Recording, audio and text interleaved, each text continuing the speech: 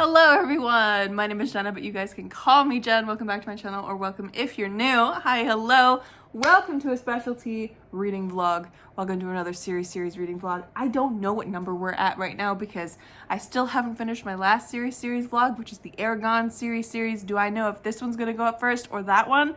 I'm not sure. So the numbers are gonna be a little skewed in both of these videos. I have discovered over the past couple of years that I am utterly useless at finishing series. I start so many series and I never continue them. So in an effort to remedy that and to actually finish series, I have created this reading vlog series. I'm so sorry for the amount of times I'm going to say that word in this video. Again, it's wild. I've created this challenge for myself where I have a duology or a trilogy or occasionally a saga, which is what I did with the Aragon series, which is 4 books, where I reread the first book that I have read and then actually finish the rest of it.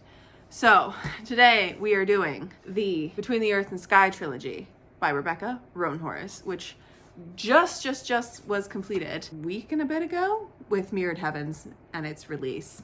So we have these 3 beautiful boys to get through, these 3 beautiful books to get through, and I'm very excited. So I have previously read Black Sun in my life, and I remember enjoying it. Do I remember much about it? Not really. I do remember enjoying it. I remember bits and pieces, but rereads are always my favorite thing to do. So we're gonna reread this, reorient myself in the world, and then we are going to continue with Fevered Star, and finally finish with Mirrored Heavens. I am so desperately in the need for a win of a read. Even the traffic says so. Because this weekend I have not DNF'd 1, not 2, but 3 books in a row. And I swear to God, if I have another loss of a read, I'm gonna lose my mind. So this is why I have decided to embark on this journey with you, my dear friends. And we're going to officially begin with the reread of Black Sun. So this is the start of a very epic fantasy that follows a big old cast of characters. Book 1 of the Between Earth and Sky trilogy, inspired by the civilizations of the pre-Columbian Americas and woven into a tale of celestial prophecies, political intrigue, and forbidden magic. That's what this book is about. So it follows a sun priest, we have a captain of a ship, we have a blind, scarred man named Serapio. Those are the 3 main POVs, question mark? I actually surprisingly remember enough about this that I think that like as soon as I start reading, it's gonna like start clicking together. Like I can remember the vibes, I can remember some of the moments in this book, and I know I'm not confusing them with anything else, which I do regularly, but I'm not confusing them with anything else because this book is unlike anything that I've read before. Like just as a fantasy book, it is unlike a lot of what I've read. So I'm excited to get back into this world and to finally complete this trilogy. But let's stop yapping. Let's get to it. Let's start with Black Sun. Hello friends, it's been a hot second. But I just finished my reread of Black Sun, which was such a joy. I, at first, was in like a weird reading mood. And so I was just kind of like reading it because I was coming off of a 4 DNF day. And I was like, I just need something to work. But then I sank into it. Today I properly sank into it. And it was genuinely so nice to get back into this world and to remind myself of like all the little things that go on in this book, because there's so many little intricacies, from the intricacies of the priests and the Carrion Crow people, and also getting a little bit more of a closer look at Serapio and Shiala and all those characters, and I had a great time. This is an epic fantasy, if you are not familiar, that is a like pre-Columbian America's indigenous fantasy, and it's set kind of in a couple areas. So we have Shiala and Serapio who are coming from a specific spot and traveling on boat to get to Tova, and then we are in Tova with the other characters, where there is this event coming up that's hinted at throughout the entire book in the chapter titles, the Day of Convergence. And so it's like, it's a lead up throughout this to this day of convergence, which is essentially like an eclipse in the sky, the moment where the shadow of a moon will take over the sun. And it's also this like kind of light and dark situation of like, there's this sun priest who at one point, all these priests were like responsible for the massacre of a bunch of carrion crows. And it was this huge tragedy. Carrion crows now are like, you know, a little on edge and all that kind of stuff. And Sun Priest is not well liked there. And there's assassination attempts on the Sun Priest and the Ranpa, one of the characters, one of the POVs in here. There's like internal strife in the priesthood where people are trying to usurp her, that whole kind of a thing. I really enjoyed this, and honestly, like, before I started this, I could not tell you, like, I think I would have said Shiala was my favorite character, and I still think Shiala is my favorite character, but I really enjoyed every single POV in here. Even the Son of the Crow clans POVs, which aren't very numerous. There's not many of them, but even those like kind of gave me a little bit more intrigue than I remember having the first time I read this. So I'm excited to keep going with this. I'm not gonna immediately jump in, I don't think. I highly recommend these books. I would say like this kind of, when I first read this one, it felt like a prologue setup to something really incredibly massive. And now that I've read it again, to me, it moves in a prologue sense with like the slow churning, but it feels more just like a slower churning, uneasy fantasy, which is delicious, and I really enjoyed it. I love the setup to this, and I don't know where Rebecca Roanhorse is taking this at all, because the events of this are all leading up to the day of the solstice, when Serapio is supposed to be in Tova, and he's supposed to like fulfill his destiny as a Dosado. And he was turned into a vessel for a god by his mom. He was blinded by her and mutilated by her, all in the preparation of him becoming a vessel for a god. And it's his like destiny to go to Tova on this day and do all this stuff. So it's the lead up to that with all of these various characters that don't really have a tie to each other at the moment. They do in some instances, but they aren't like all together. So I'm really intrigued to see how they're all gonna come together throughout this entire epic fantasy trilogy. Delicious. Loved this. I'll report back when I've started Fevered Star. One eternity later. Hey besties. We're back! Only like months later. Happy December 22nd. We're finally back. We're finally continuing this trilogy. Oh my god, it took me so long to get back here, but we're back, and I'm halfway through Fevered Star, and it's actually quite good. So, I previously tried to read Fevered Star a couple years ago when it originally came out. I was listening to it over on audiobook, and I just didn't quite get my mind wrapped around it.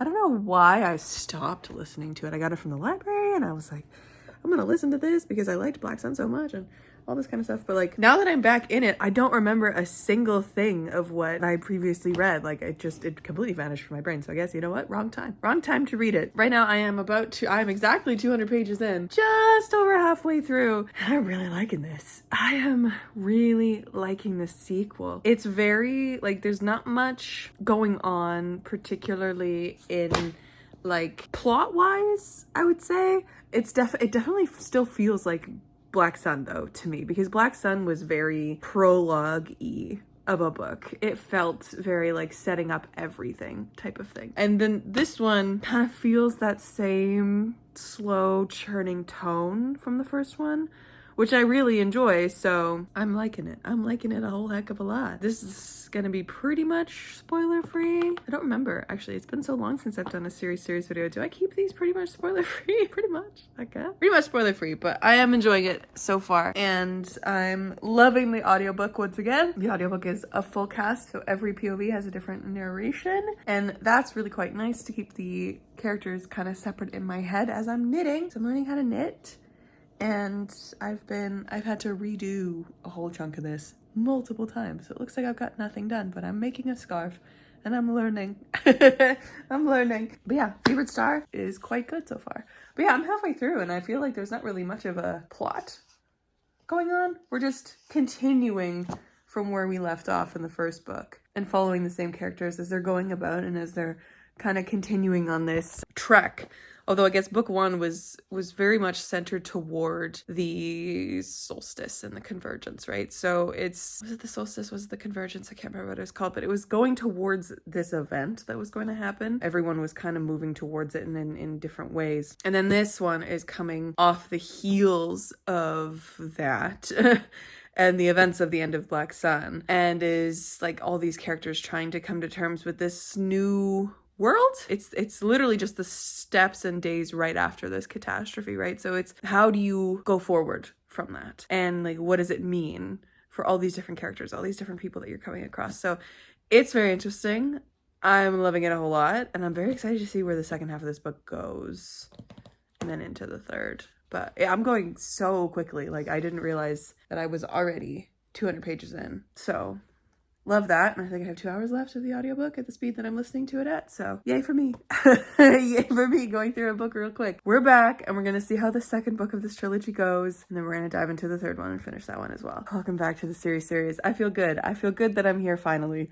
Took me so long to get here, but I'm enjoying it. I really, really enjoy all these characters. I think my favorite from book one was Shiala, and I think they're still my favorite. I think she's still my favorite. It's a very interesting cast of characters with Serapio and Naranpa and the Carrion Crow brother. He's not very often in here, which is why I can't remember his name. It starts with an O. And then, of course, it's those four. Pretty much. And then in this one, we also have like a couple interludes from someone else who is related to Serapio in some kind of a way, which is very interesting. I like the little inclusions of other things happening. So I'm really interested to see how this second book wraps up and sets up for book three. And then I'm very interested to see how book three completely, settles in and wraps everything up at the end. Because this is a very differently toned fantasy than I have ever come across. And it's very, as I said, the first book, Black Sun, feels like a prologue to me, which makes sense because it's setting up for this whole trilogy. And I'm starting to think maybe this is one of those trilogies that you need to read all in one go to get the entire series, the entire story told to you properly. Because I remember reading like Katie Rose Poole's trilogy, the Hands of Darkness trilogy, I think. I read that one all in one go because not because of the story, but because I was doing like I need to read this entire trilogy in one weekend type thing. And I did, and that was the best way to get the entire story because you needed all three books to really get the entire picture of what was being told. And I've read a lot recently of books that very much stand on their own, in their own stories, even though they're all connected. Like I just finished reading The Fury of the Gods, which is the final book of John Gwyn's trilogy, The Bloodsworn. And each one of those books feels extremely epic in their own way. And each one of them has their own arc and they all feel like very completed. Even though they're all like connected and you need to read them all because it's like, the whole story. You could read them at random times. You don't need to read them back to back to back to back to get the entire, well, I guess you don't really need to read anything back to back to back to get the entire story. But like, what am I trying to say? There's like this very specific tone and way of telling stories to a trilogy that you need like all three acts of it to really get the whole feel of the story. Versus reading like a more common trilogy where you're just like going from book to book to book and it's like a very linear story. Maybe that's what it feels like. These kind of books feel very like circular and very rounded, very complete, whereas like a regular trilogy feels very linear to me. That's a very interesting way to picture it in my mind, but like that's how I am kind of explaining it. It's the Fevered Star trilogy the Between Earth and Sky trilogy is very slow churning, but epic in different ways. And I feel like it's a completely different tone and way of giving you a story than the Bloodsworn trilogy by John Gwyn. Like that one is typical epic. I'm pointing this way because the book is on my couch. That is the typical old man fantasy, right? This is something kind of new and I love that. But it also is giving me like, not like they're in any way similar, but if you like Jade City and that whole Greenbone saga, read these. Because I think you'll like it. Even though I didn't really super love book 2 and 3 of the Greenbone saga as much as I liked book 1, I am in the minority of that because most people like book 3. Like it just keeps getting better as they go through. To me, book 1 was the best and then it kind of petered out from there. But this series as I'm reading Fevered Star, I'm just getting this flavor of the Greenbone saga. And I don't know, maybe that's because it's multi-POV and a little bit slower and very epic. But I also find like the Greenbone saga by Fonda Lee is very episodic to me because we are jumping a lot in timeline in that one. This one, we are very much not. We are still on like day 1 of the Crow year or some shit. Oh, we're still on year 1 of the Crow. So it doesn't tell you the days. For some reason, I kept thinking that we were on like day 1 of the Crow year.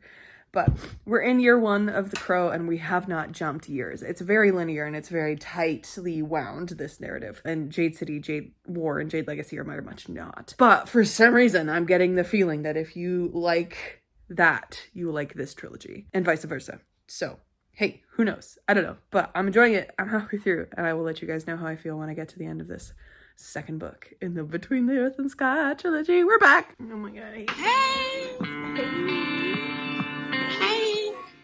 No, it hasn't been weeks since I last talked to you. I'm not gonna lie. I, forgot originally to update you on this series. And then once I finished this series, I just didn't want to update you. Because I don't know if I have any thoughts. But here we go. Hello, friends. This is gonna be sort of the end of this series video. It'll be the end of the series video. I need to put you on a fucking, hold on. So, yes, I did finish this last year. I did finish this entire series last year. I enjoyed the reading experience of this. I did. I just haven't thought about it since. Oh, and I didn't film any of my reactions to the end of Fever Star or any of my thoughts about Mirrored Heavens because I read Mirrored Heavens in one day when I was up at the lake. It was, I think, Boxing Day over Christmas, and I just never actually got on here to finish this fucking video. So here's the thing. I really enjoyed this series, but it's not one that it's gonna stick with me, and it's not one that's gonna, that affected me in any way. It didn't do anything surprising. It didn't really do anything mind-blowing with fantasy. It didn't, like the characters by the end, I just honestly didn't care about them. And it's feeling a lot like what my experience was reading Jade City and the Greenbone saga. Loved book 1 of the Greenbone saga. Book 2 was okay. Book 3 was fine. It's exactly what this one did to me. Exactly what this one did to me, because Black Sun set up this like slower burning fantasy, and then these other 2 books just kind of stayed in that vein. They were fine. They were good. Like, I think I rated every single one of these like 4 stars. Potentially 4.5 for the first one, 4 stars. I can't quite remember. I don't have my book with me, but my journal with me, but I just, and I feel so bad coming in here and finishing this series video with this, because I was actually contemplating not even finishing this series video and just kind of like forgetting it ever existed. But I did promise it, and I did talk about it so much last year that I just felt bad leaving this to the wayside. Even though, guys, this is not me saying that this is a bad series, okay? This is not me saying that this is bad in any way. I enjoyed each of these books for what they are. I enjoyed this series. I liked it. But there's nothing else to it. And I wanted this to be a fantasy series that I fell in love with. And yeah, the only thing I can compare this to is my reading experience with Jade City. Like, I don't know what it is. Like, everyone else and their mother on the internet absolutely loves this series. I don't absolutely love it. And that sucks. That sucks. It doesn't actually suck that bad for me. Like, it's a 4-star series, but it's not one that's going to stay with me. It's not, I've barely thought about it. I honestly could not tell you what the main character's name is anymore, other than Serapio, one that starts with an N, and it's been not even a month since I finished this series. Like that, but this is me trying to recommend this series to you, because this is what I've seen. Like, my reaction to this is definitely a very, very, very rare reaction to this series. So especially like also with the Jade City ones. I keep saying Jade City because that is what I feel the exact same way having come out of that series as I do with this one. And everybody else loves those books so deeply. They were so moved by them. And I was mid on the story as a whole. Like, Jade City, the first book was so good. And then everybody else says that the first book was the worst one of the series. And I was like, no, actually the first one was the best one of the series. Same with these. I don't know what it is. Like, nothing blew me away. I feel like the ending was just fine. That's really all I gotta say. But here is my commitment to, here's my now attempt to sell this to you so that you pick it up and read it, because I think that people will love this series because I've seen it. I've seen everyone love this series. So if you enjoy a little bit of slower fantasy, because this first one definitely is a little bit slower, and it feels almost like a prologue to a really, really big epic fantasy series. So if it feels slow to you, just stick through it and then get to Fevered Star, because the end of this book kicks off and sets up for the next one. And if you like fantasy that deals with not necessarily clans, but a lot of different like sections in a world butting heads and then like plotting against each other and wars that happen with them, and that intricacy of like not necessarily like a family clan like Jade City was, but a like factions in a city type of thing going against each other. That kind of fantasy with like really interesting god type relationships with the main characters, pick these up. If you love fantasy that, or if you like the idea of a fantasy book that deals with a very interesting relationship between gods and mortals, this is gonna be your shit. It is delicious. It is like the idea of this and the world building of this and the ideologies behind these books is delicious. And the way that the gods come to play in the lives of these people is very interesting. And the fact that this was written as a like indigenous led pre-Columbian Americas type of fantasy, it should be on your TBR just because of that, because this is not the kind of fantasy that we're getting today. This is so like different in that aspect. So pick these up just because of that, in my opinion. But yes, I enjoyed this series. This is definitely kind of a fail of a video because I didn't get the last two, like the last half of this series in any reaction or any like wrap up talk. And that's okay. Sometimes these are just gonna be that way. I'm really glad that I did finish this series last year because it is now off my plate and I can say that I've read it and I now know what everyone's talking about these. And I'm really quite glad that I've dabbled in Rebecca Roanhorse's writing, and I do plan on continuing with her with whatever else she releases. I know she has Trail of Lightning, there it is, on my shelves. So I do have it. It's one of these books that's leaning right here in the corner. So I have that one on my shelves as well that I do want to give a try. But I'm intrigued by Rebecca Roanhorse, and I will be seeing like whatever else she comes out with, I will be looking into. That's kind of my feeling about this series after the fact. It was good. I do recommend this series, but for me personally, it just didn't quite hit the way that I was wanting it to. And that's kind of how I have a little bit of a taste of disappointment in my mouth because I was expecting so much more from this series, which is just a little sad. It's fine though. It's fine. As I said, still a 4-star series. Like it's still a good solid series. So pick this up, give it a try, and see if this kind of fantasy is for you. I think people will love this. If you love Jade City, pick this up. Not that they're anything similar at all, but like the vibes that I got from both of these books are similar. And if you liked Jade City, you probably will like these too. Not that there's anything similar at all in between these books, but like the vibes I got from reading them were very similar. So that's the end of this video. I am so sorry that this video kind of ended on a little bit of a flop and kind of derailed halfway through, but we made it. We made it. We finished this series. Thank you so much for watching. Let me know down below if you've read this series and if you have any similar thoughts to me or if you absolutely love it and why you love it, because I would really love to know. And I'll catch you in another one very soon. Stay kind and keep on reading.